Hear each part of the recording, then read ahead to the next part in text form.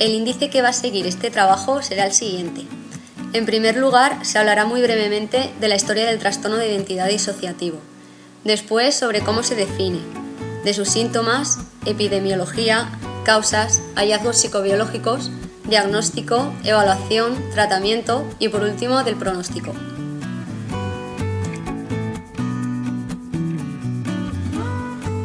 El trastorno de identidad disociativo, que anteriormente era llamado trastorno de personalidad múltiple, es uno de los diagnósticos psiquiátricos más controvertidos.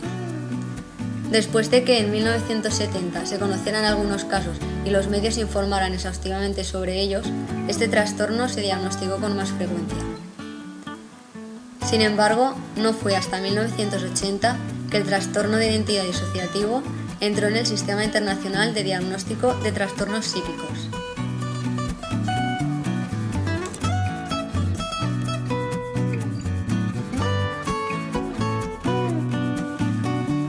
El trastorno de identidad disociativo es, por definición, la existencia de dos o más identidades o personalidades diferentes que asumen de forma reiterada el control sobre el comportamiento de la persona afectada.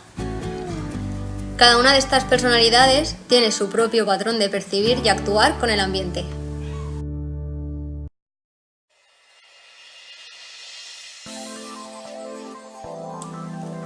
El DSM-5 especifica los siguientes criterios. Perturbación de la identidad que se caracteriza por dos o más estados de la personalidad bien definidos que se pueden describir en algunas culturas como una experiencia de posesión. La perturbación de la identidad implica una discontinuidad importante del sentido del yo y del sentido de entidad, acompañado de alteraciones relacionadas con el afecto, el comportamiento, la conciencia, la memoria, la percepción, el conocimiento y/o el funcionamiento sensitivo-motor. Estos signos y síntomas pueden ser observados por parte de otras personas o comunicados por el individuo. También hace referencia a lapsos recurrentes en la memoria de acontecimientos cotidianos, información personal importante y/o sucesos traumáticos incompatibles con el olvido ordinario. Los síntomas causan malestar clínicamente significativo o deterioro en lo social, laboral u otras áreas importantes del funcionamiento. Y por último, los síntomas no se pueden atribuir a los efectos fisiológicos de una sustancia. El trastorno de identidad disociativo pertenece al grupo de trastornos disociativos, donde se encuentran englobados el TID, la amnesia disociativa, la fuga disociativa, el trastorno de despersonalización y el trastorno disociativo no especificado. La característica esencial de todos ellos consiste en la alteración de alguna de las siguientes funciones integradoras: conciencia, identidad, memoria y percepción del entorno. En caso de la personalidad múltiple, la desintegración se daría en todas ellas.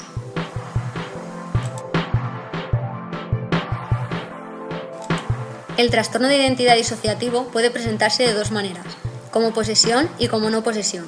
En la forma de posesión, las diferentes identidades del sujeto aparecen como si se tratara de un agente externo que ha tomado el control. Este agente externo puede ser descrito como un espíritu o como otra persona. En todos los casos, estos pacientes hablan y actúan de manera muy diferente a lo que lo hacen normalmente, de modo que las diferentes identidades se hacen muy obvias para las demás personas. En muchas culturas, estados de posesión similares son una parte normal y no se consideran un trastorno. Sin embargo, en el trastorno de identidad disociativo, la identidad alternativa no es deseada y aparecen en momentos y lugares que no son apropiados para la situación social, cultural o religión de la persona. Las formas de no posesión tienden a ser menos evidentes para los demás. Las personas pueden notar una alteración repentina en su sentido de sí misma, como si fueran observadoras de su propio discurso, de sus propias emociones, de sus propias acciones, en lugar de ser ellas mismas el agente.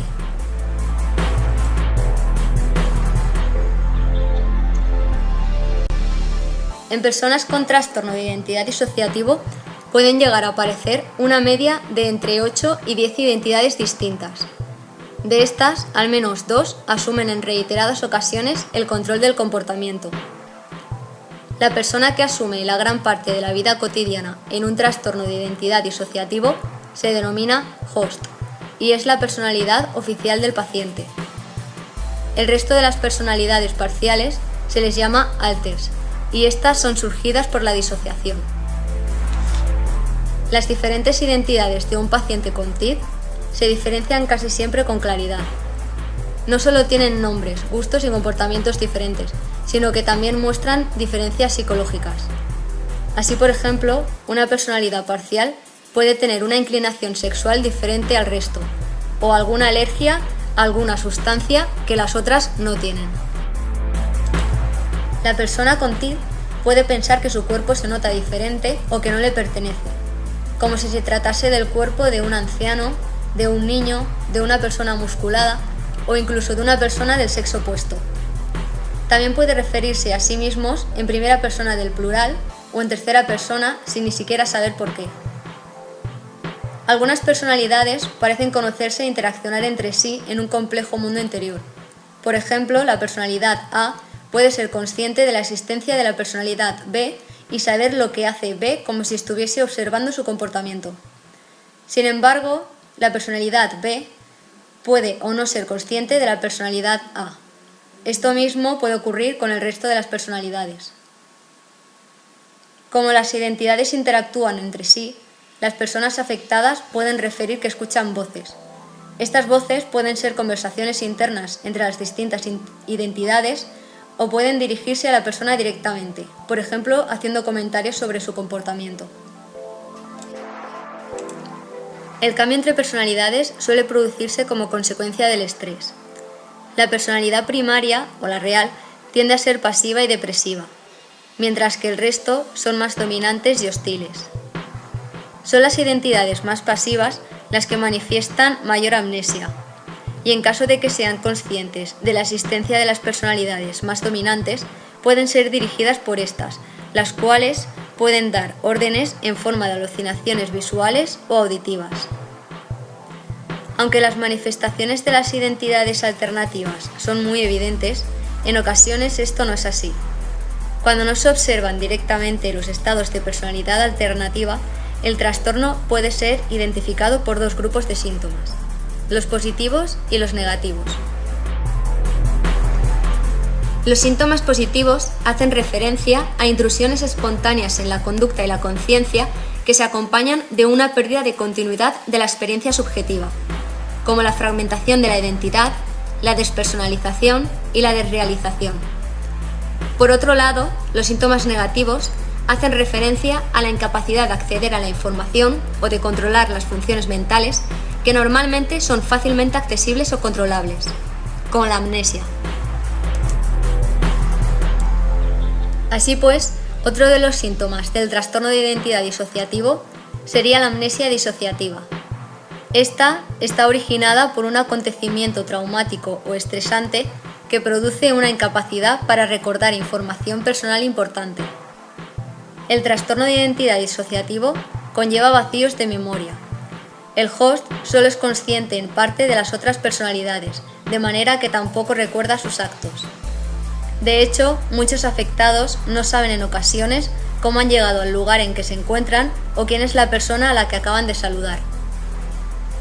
La amnesia disociativa se manifiesta de tres formas principales: lagunas en la memoria de acontecimientos personales pasados, como por ejemplo, la persona puede dejar de recordar ciertos periodos de tiempo durante la infancia o la adolescencia. Fallos en la memoria de los acontecimientos cotidianos actuales y habilidades bien aprendidas, como por ejemplo, la persona puede olvidar temporalmente cómo utilizar un ordenador. Y por último, el descubrimiento de la evidencia de cosas que han hecho pero que no recuerdan haber hecho. Las personas afectadas pueden tener la sensación de que todo un periodo de tiempo ha quedado en blanco.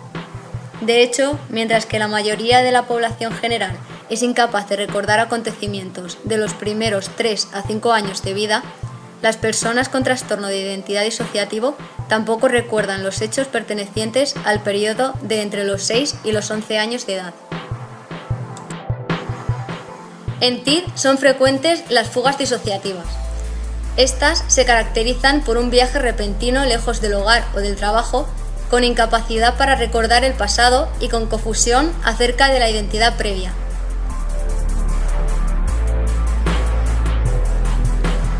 Estas personas pueden comunicar que de repente se han encontrado en la playa, en el trabajo o en alguna cafetería sin acordarse de cómo llegaron hasta allí. Diversos estudios comparativos realizados con pacientes TID y controles sanos muestran diferencias fisiológicas entre los estados de identidad. Estas diferencias incluyen cambios en la destreza dominante, que puede indicar un control hemisférico opuesto.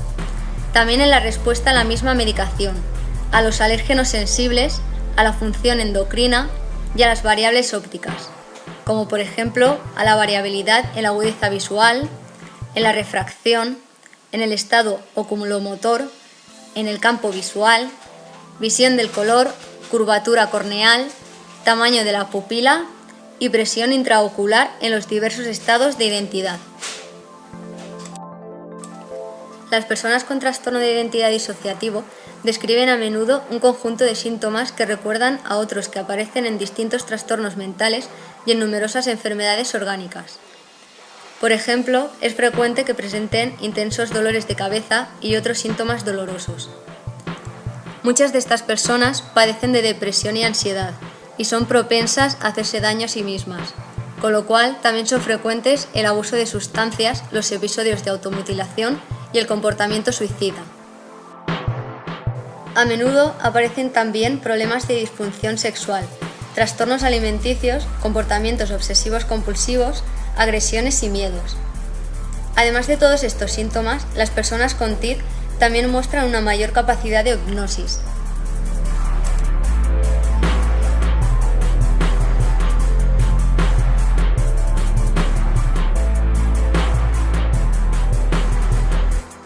El trastorno de identidad disociativo aparece con una frecuencia de entre un 1 y un 1,5%, y alrededor de un 5% de las personas que se encuentran en tratamiento psiquiátrico clínico se les puede diagnosticar un trastorno de identidad disociativo. Las mujeres se ven afectadas con una frecuencia 9 veces mayor que los hombres. Sin embargo, esto solo ocurre en la práctica clínica con adultos. En la práctica infantil, esto no es así. Esta predominancia pudiera deberse a que los varones adultos con TID pueden negar sus síntomas y los antecedentes de trauma y ocultar así de este modo el trastorno. Las mujeres presentan con mayor frecuencia estados disociativos agudos, mientras que los varones suelen mostrar comportamientos más criminales y violentos. Entre los hombres, los desencadenantes más comunes de los estados disociativos agudos son las guerras, la cárcel y las agresiones físicas o sexuales.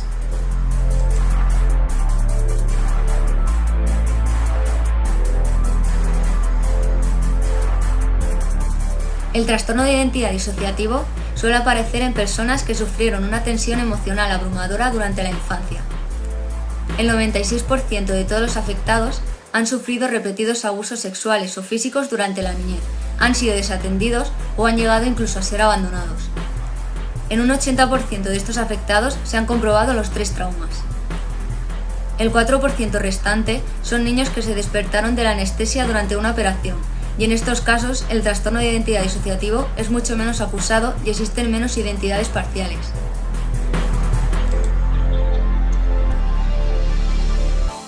A medida que se desarrollan, los niños deben aprender a integrar diversos y complicados tipos de información y experiencias en una única identidad personal cohesionada y compleja.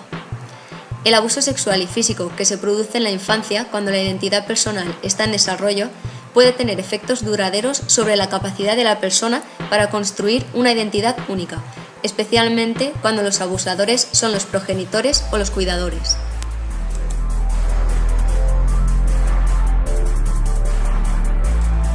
Los niños afectados sufren un peligro y una humillación constante de los que no pueden huir. Tampoco pueden pedir ayuda, ya que los autores son casi siempre sus familiares más cercanos que exigen mediante amenazas que no cuenten nada. Para poder superar esta situación, los afectados desarrollan de manera inconsciente un mecanismo para huir del dolor. Ellos arrancan los hechos reales de su memoria y creen que no forman parte de la situación. Para poder superar el trauma continuado, los afectados se desdoblan en 2 o más identidades. Así, el TID no surgiría de la fragmentación de una personalidad nuclear, sino más bien de un fallo en el desarrollo normal de la personalidad, donde los estados mentales relativamente separados acabarían convirtiéndose en identidades alternativas. Cada identidad asume determinadas funciones en las diferentes situaciones. Así, por ejemplo, se crean personalidades salvadoras que asuman el papel protector del afectado y evitan las situaciones en las que podrían producirse un abuso. Otras personalidades parciales pueden preocuparse, por ejemplo, de que el sujeto se las arregle con las exigencias escolares.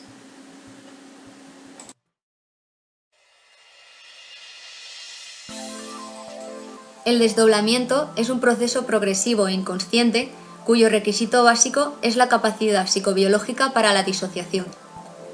En situaciones de especial amenaza, la transmisión de la información en algunas regiones cerebrales se bloquea parcialmente para proteger a los afectados de los recuerdos insoportables. Sin embargo, este mecanismo de protección no funciona completamente, de manera que con posterioridad, estímulos que aparentemente son neutrales, como por ejemplo el mismo papel de la habitación infantil, también pueden provocar pensamientos repentinos que recuerden las vivencias estresantes. En muchos afectados, la disociación de las personas parciales provoca una gran presión interna. Por eso, los afectados muestran a menudo episodios de automutilación para disminuir esta presión y restablecer el contacto con la realidad. Estudios neurobiológicos respaldan la validez del diagnóstico de TID y brindan pistas sobre la base neuronal de la disociación. Actualmente se barajan 3 hipótesis. Hipótesis orbitofrontal, apoyada por estudios de espectro. Hipótesis corticolímbica, apoyada por estudios con imagen de resonancia magnética funcional y estudios de PET. Hipótesis temporal, apoyada por estudios de electroencefalograma y electroencefalograma cualitativo. En relación con la hipótesis orbitofrontal, utilizando SPECT se encontró que en comparación con controles sanos, los pacientes con TID habían disminuido la perfusión en la corteza orbitofrontal de manera bilateral y aumentado bilateralmente la perfusión en región frontal medial y superior, en región occipital y en la región temporal lateral izquierda. La interacción disfuncional entre las áreas cerebrales anterior y posterior puede contribuir a la neurofisiología de la disociación. Estudios con PET encontraron cambios específicos en la actividad cerebral que hacían referencia a la capacidad de los pacientes con TID de generar al menos 2 estados mentales distintos de autoconciencia, cada uno con su propio acceso a los recuerdos relacionados con el trauma. Con respecto a la hipótesis corticolímbica, un estudio estructural de resonancia magnética estableció que los pacientes TID tienen hipocampos y amígdalas más pequeñas que los controles. Helin también encontró volúmenes reducidos en la circunvolución parahipocámpica y fuertes correlaciones entre reducción del volumen parahipocampal y la disociación somatoforme. El estrés puede mediar los síntomas de la disociación, de modo que la exposición temprana a niveles elevados de glucocorticoides puede provocar una atrofia progresiva del hipocampo. De hecho, los nacidos con hipocampo pequeño o con una amígdala pequeña pueden tener un mayor riesgo de padecer TID. Además, estudios PET y resonancia magnética han encontrado diferencias de perfusión cerebral entre las diferentes identidades.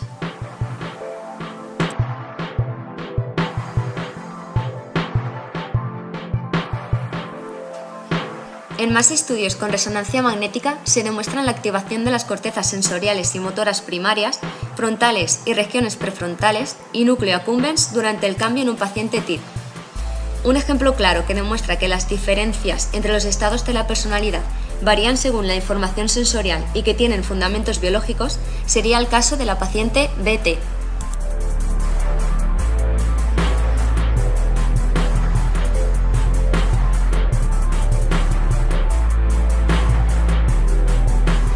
La paciente BT, que cuenta con más de 10 identidades, es una paciente que a los 20 años de edad tuvo un grave accidente en el cual perdió la vista por completo.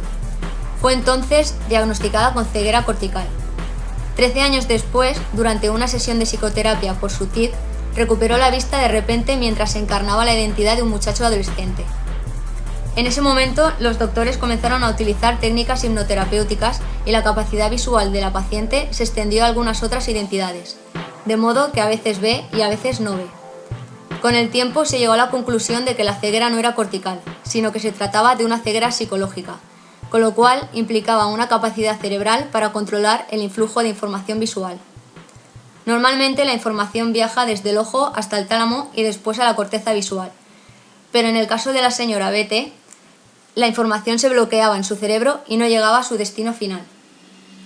Este caso muestra cómo el cerebro es capaz de bloquear información y también revela que hay una base biológica en los trastornos visuales psicógenos y de personalidad múltiple. Por último, en lo que respecta a la hipótesis temporal, estudios de electroencefalograma cuantitativo muestran que la variabilidad entre los estados de identidad participan principalmente la actividad beta en lóbulos frontal y temporal. También estudios similares muestran cambios de las frecuencias zeta y beta 2 en lóbulos temporales y occipitotemporales. Además, estudios con SPECT informan de altas activaciones y perfusiones en el lóbulo temporal izquierdo de estos pacientes.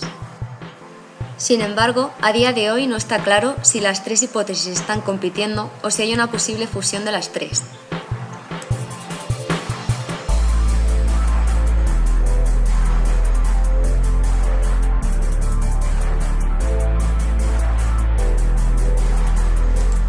Un estudio PET multisujeto informó que los estados de identidad neutros y los estados de identidad relacionados con el trauma están asociados con diferentes patrones de activación cuando se enfrentan con señales relacionadas con el trauma.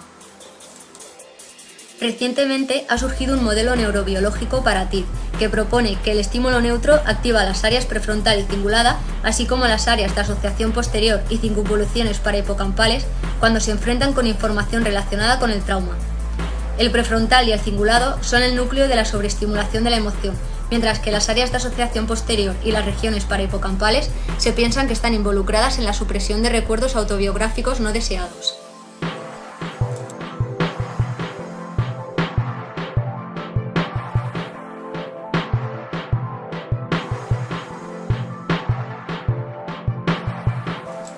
Muchas personas equiparan coloquialmente el trastorno de identidad disociativo con la esquizofrenia. Sin embargo, la esquizofrenia y el TID son trastornos completamente distintos. En el primero, las alucinaciones provienen de una fuente externa, mientras que en el segundo, las alucinaciones provienen de una identidad alternativa, es decir, de dentro de la cabeza. Por otro lado, en la esquizofrenia hay una pérdida con la realidad, mientras que en el TID hay un distanciamiento con esta. Otra diferencia es que mientras la esquizofrenia es un trastorno psicótico, el TID es un trastorno disociativo. No obstante, la comorbilidad entre esquizofrenia y TID es posible. De hecho, puede considerarse como un subtipo disociativo de esquizofrenia o un trastorno esquizodisociativo, dependiendo de la dominancia de los síntomas.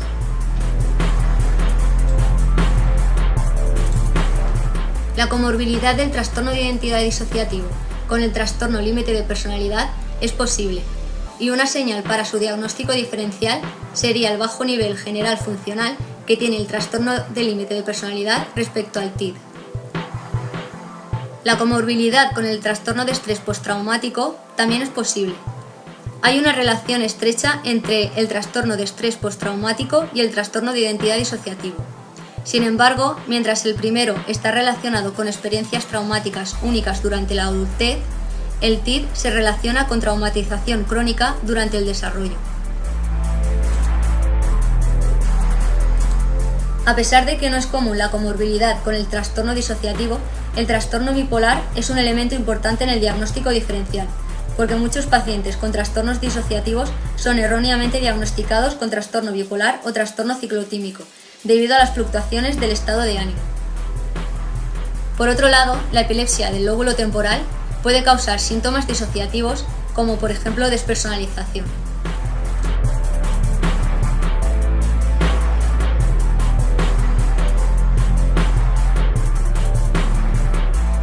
El trastorno de identidad disociativo se diagnostica basándose en la historia personal de la persona. Para ello, el profesional lleva a cabo una minuciosa entrevista psiquiátrica y emplea cuestionarios especiales. También se puede pedir la realización de una exploración clínica para determinar si existe algún trastorno orgánico que pueda explicar ciertos síntomas. El profesional también puede intentar contactar directamente con otras identidades pidiendo hablar con la parte de la mente que participa en conductas que la persona no puede recordar o que parecen estar hechas por otra persona. Como el trastorno de identidad disociativo va ligado a numerosos efectos secundarios, el diagnóstico se realiza a menudo de forma tardía.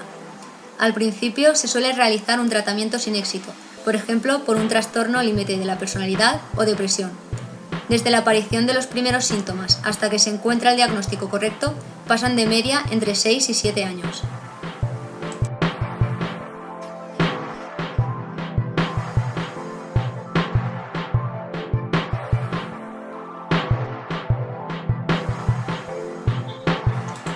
Como se mencionaba anteriormente, para evaluar un TID se pueden emplear cuestionarios sobre síntomas disociativos y unas directrices para la entrevista.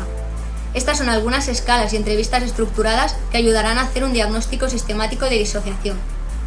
Dentro de las escalas de screening se encuentra la escala de experiencias disociativas de Bernstein y Putman, la cual es un buen filtro para pasar sistemáticamente a todos nuestros pacientes de cara a seleccionar aquellos que precisarían una evaluación más detenida.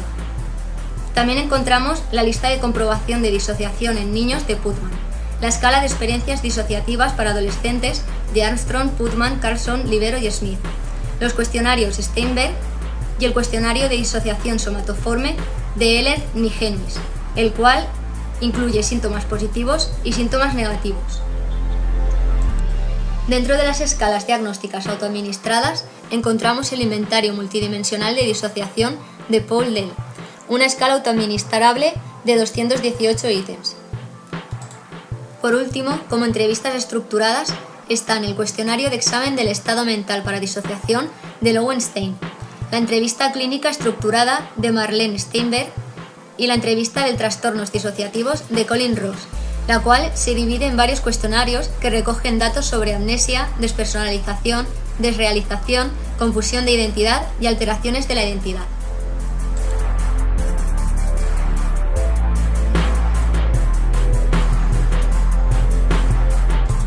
El objetivo habitual del tratamiento es el de integrar las distintas personalidades en una única personalidad. Sin embargo, esto no siempre es posible, por lo que en estas ocasiones el objetivo será lograr una interacción armoniosa entre las distintas personalidades que permita un mejor grado de funcionamiento en la persona. Los tratamientos que se utilizan son los fármacos que se utilizan para aliviar algunos síntomas específicos coexistentes como la ansiedad o la depresión, la visualización guiada y la hipnosis, y la psicoterapia.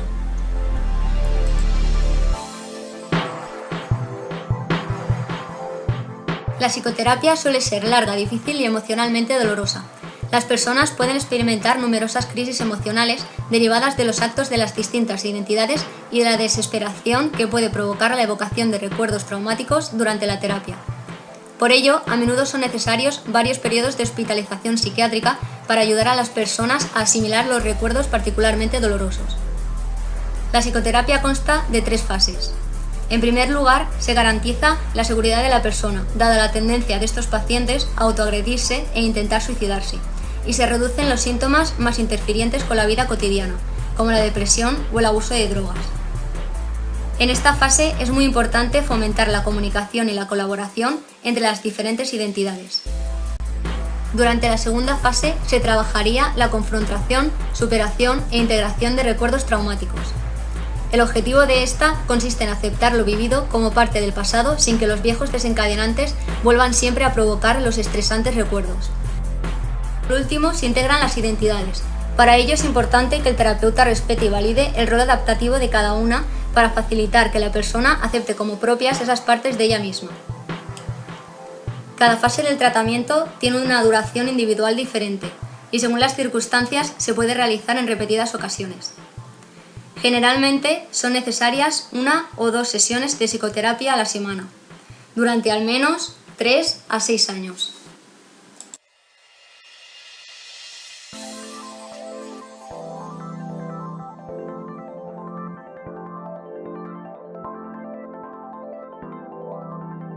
El pronóstico de las personas con un trastorno de identidad disociativo depende de los síntomas y de las características personales, así como de la calidad y la duración del tratamiento que reciben y de la dimensión del trauma.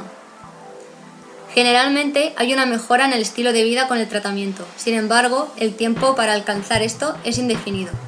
Algunos síntomas pueden aparecer y desaparecer de manera espontánea, pero el trastorno de identidad disociativo no se resuelve por sí solo.